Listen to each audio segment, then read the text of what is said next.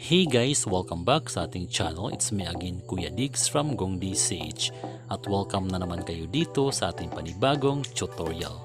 So for this video mga katropa ay tuturuan ko po kayo kung paano basahin ang mga unsent messages sa inyong messenger. So mga katropa, let's get started.